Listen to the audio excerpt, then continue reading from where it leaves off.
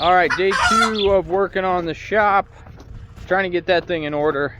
Got the tractor idling because I left it outside for maybe 3 days and didn't run it. And I kind of either said, well, I need to get a trickle charger on that, or I need to try it. And it fired right up. A little bit of a struggle, but it's idling right now. We're going to use it to move hay to a new location. But, you know, we have had nights that have been in the single digits, hovering right around 10. We tend to be a little bit colder than what the weather says. But oddly, we got this snow like 2 weeks ago, and it hasn't melted at all. So not one day of melt in 2 weeks, which is really weird for this time of year, because we get cold, but it's like Christmas time and after. January and February is generally where our coldest weather is. And so we haven't got any more snow, but it's just been like this little teeny blanket, and it hasn't moved at all. So yeah, it's chilly. So we've been like maybe 27 during the day and like 10 degrees at night for like 2 weeks straight, which it's kind of annoying, because you want a little bit of fluctuation this time of year in case there's like things you left out you want to put away, which in my case has certainly happened. And you want to be able to say, oh, okay, kind of get a fire under your butt. Okay, now I see that hose I didn't put away, I see this I didn't put away, and get that done. And we haven't had like a nice day, in the 40s or something, to work on that. So it is what it is. But I'm gonna hop on the tractor, take that up to the shop, and we'll get to work.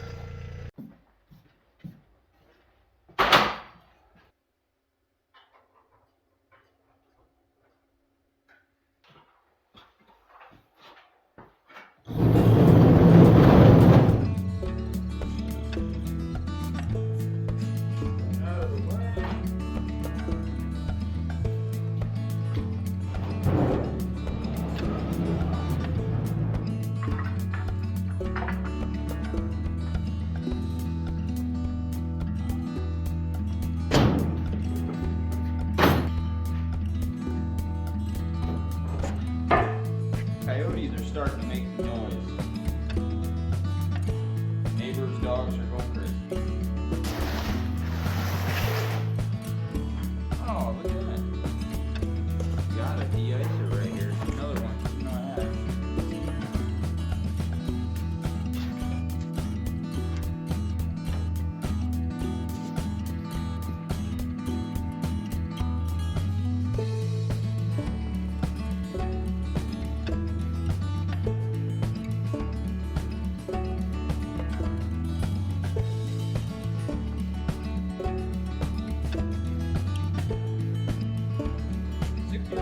Never opened.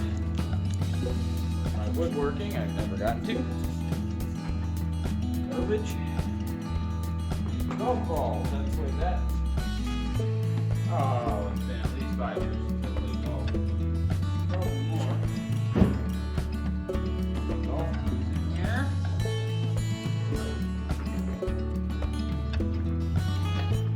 I don't like these bags being up here very much. Put things there. More feed bags. See if I can get all these stuffed into one feed bag, so I just have one bulky feed bag full of feed bags. Got these cabinets in here that are kind of not doing anything, and we're not going to be using these like ever. So might as well be in the workshop. At least I don't think it will. Which leaves that just a lot of crap to move.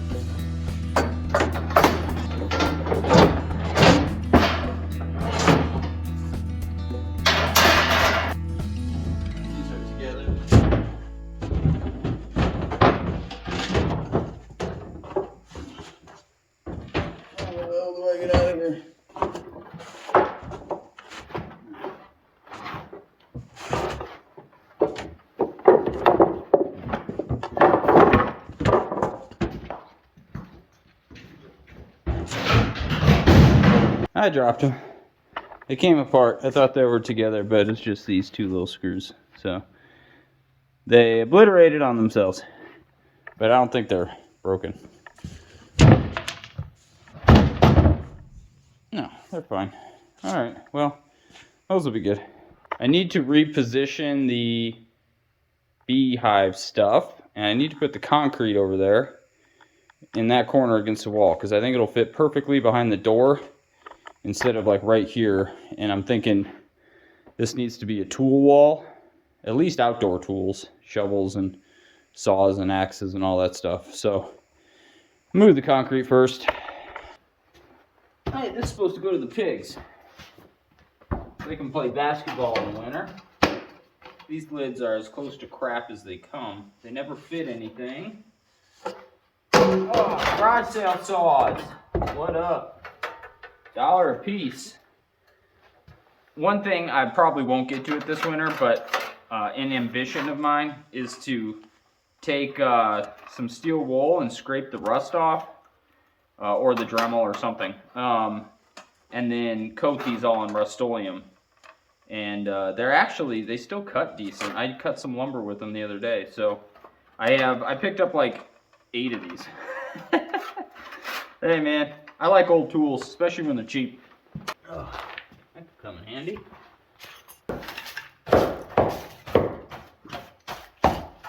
First time I have swept this since we moved in, over 2.5 years ago. Pretty sad, at least against the wall here. What makes it worse is they graded this concrete pad. They graded the concrete pad incorrectly, and it actually pools along this front line. So what I need to do is I need to take the concrete wheel, the masonry wheel, and I need to cut a channel in this cinder block, because I need to get the water to go off over here. Otherwise, eventually it's just going to rot all this out. You see this down there. So when we get like snow and then it melts and snow and then it melts, you can see water intrusion along this baseboard.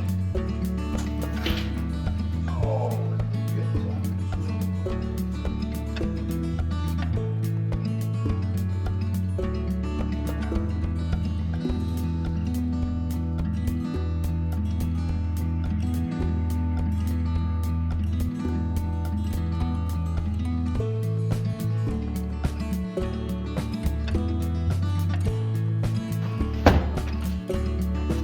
check. Good. Okay. Okay, now we can do something. There's a few things to remove, but I guess that's fairly simple.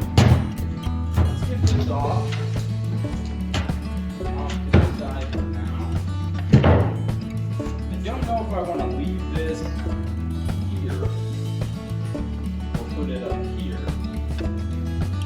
It's a complex question I don't have an answer to. I guess I don't have any more lower cabinets, so this one probably is going to stay. I need a shim though. I need to get a board under that.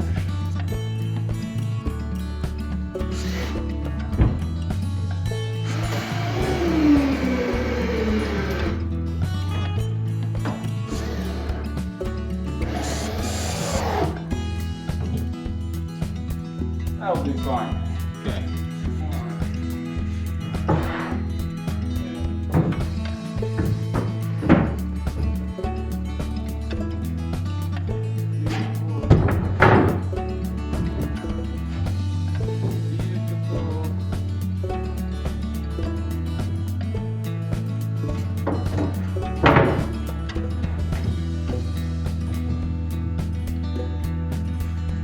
That's just about perfect.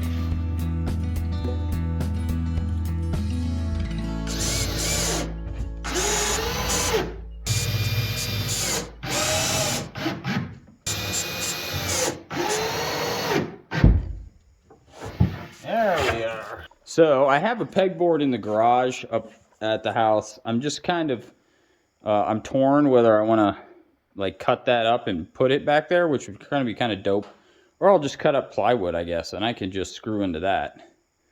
But pegboard would be better there, and maybe the plywood or 2x4s to hang big tools would be better here. I think that's the route. So I won't get to the pegboard tonight, that's for sure. But countertop in, still got a few things to move over here, and then we'll really be cleared up to put stuff away. I got to figure out what I'm putting here. So let me go look at that. Put it right in the middle.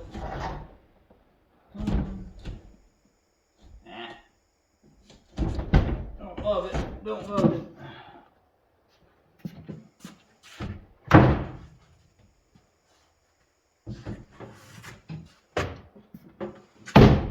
That gonna be too cluttering?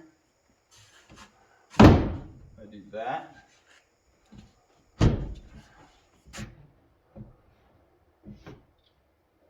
That might be okay.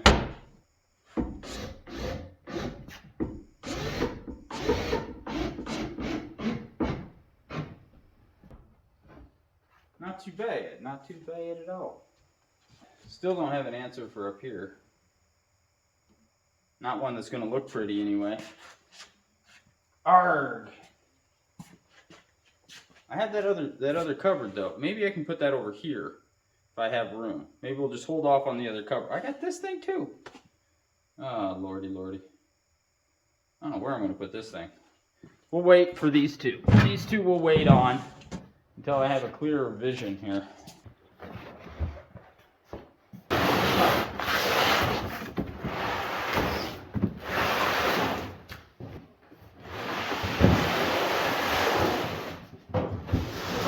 Definitely will need a table for this planer. This thing is, these Delta planers are legit. I mean, they do a very good job for the amount you pay. You just need to, you know, build a good runway for it so you're not bending over trying to do it on the ground.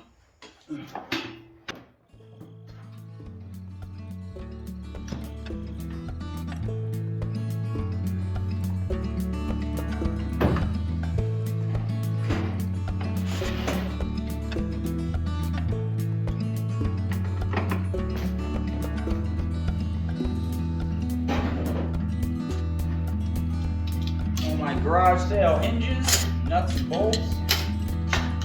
You gotta go garage selling, man. Assuming you live in a place that's not, you know, forever to get to a farm or country type setting. Most places though, you go, you know, if you're willing to drive 45 minutes, you know, make it a day, line up all the farm sales you can, take the family. It's worth it. Oh gosh, that's heavy. This right here, new in store, is like $15. And I got all these hinges and this bucket of bolts for like $5.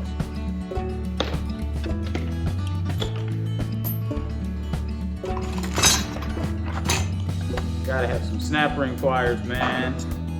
Not having a pair of snap ring pliers, when you come across a snap ring, I'm gonna jump off a bridge.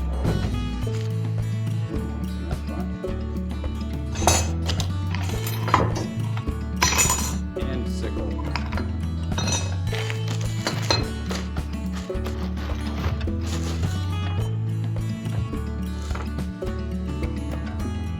Hopefully if I can make enough room in here, I can get the gator off to the side, but I have to redo all that household stuff. It's gotta be restacked.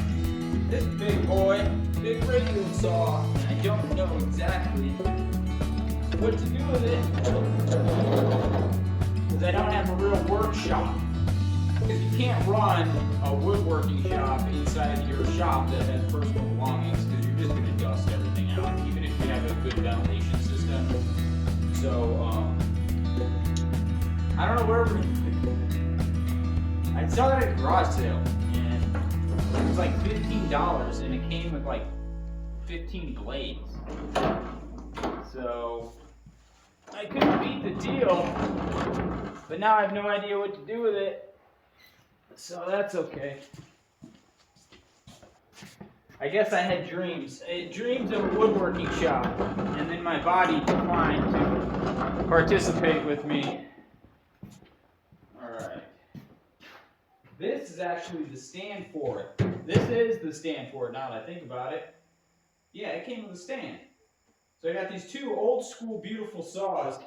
I'm not sure how I'm going to set them up, but I really can't use them in here.